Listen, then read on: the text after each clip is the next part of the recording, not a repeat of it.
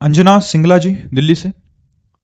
राधे राधे महाराज जी। महाराज जी, मैं जानना चाहती हूँ कि हम जब किसी भी धार्मिक स्थान पर जाते हैं परंतु फिर भी वहां जाकर हमारा मन भक्ति में क्यों नहीं लगता, मन घर में भागता है, बार बार चिंता करता है। क्योंकि उसका अभ्यास है।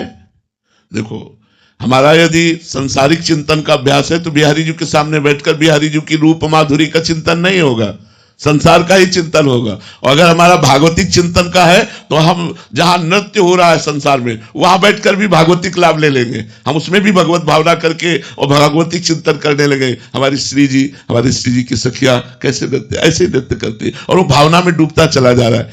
अगर हमारा भाव में मन है, एक बार की हम घटना आपको बताते हैं, बिहारी जी के दर्शन करने जा रहे थे तो रास्ते में वो बारात निकल रही थी तो वहां खड़े होना पड़ा क्योंकि निकल रही थी।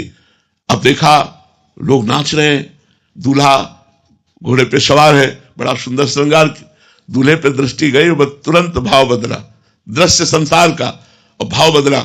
हमारे प्रभु दूल्हे के रूप में विराजमान है। अब हमारा भाव और दृश्य बदल गया।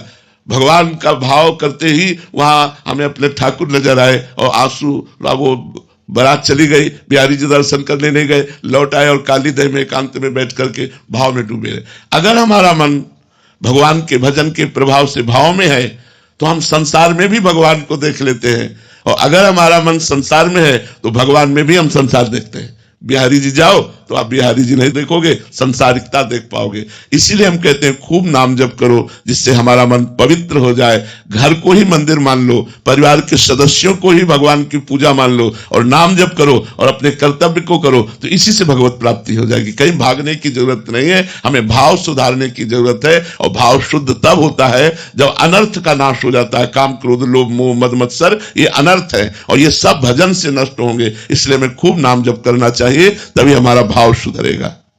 देखो, भाव की ऐसी बात होती है, पूज्य पंडित गया प्रसाद जी महाराज ऐसे बैठे हुए थे और एक ब्रजवासिनी अपने माथे पे गोबर की छपरिया रखे हुए, डलिया रखे हुए और अपने लड़के को हाथ में, और वो बाल भाव के उपासक थे।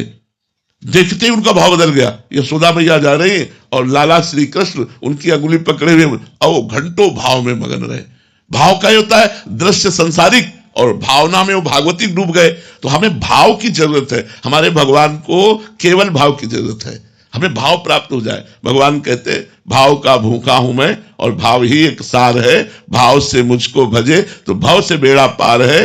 भाव बिन सुनी पुकारे मैं कभी सुनता नहीं, भाव पूरित टेर ही करती मुझे लाचार है। भाव भाव जितना भाव आ जाएगा उतने जल्दी भगवान की प्राप्ति, उतने जल्दी हमें आनंद की प्राप्ति होगी। तो हम नाम जप के द्वारा भाव प्राप्त करें तो हमें सांसारिक दृश्यों में भी भागवतिक आनंद मिलने लगेगा, और अगर हम भाव नहीं है तो भागवतिक दृश्यों में भी हमें संसार ही दिखाई देगा।